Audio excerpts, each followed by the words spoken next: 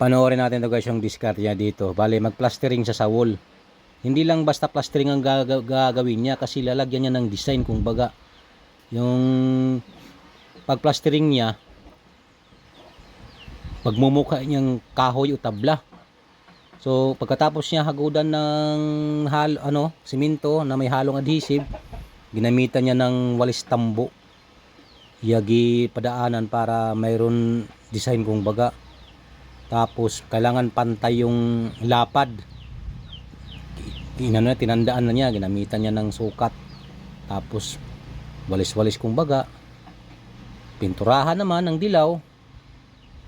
Gamitan ng Elastimint Smart Resina pang kulay ba, may lagyan ng kulay para magmukhang yelo na hindi masyadong yelo talaga. Yung malabo na pagka-yelo. Mukhang tabla nga oh. Ito na oh. Wala stick ay. Yun ang kinalabasan niyang plastering niya.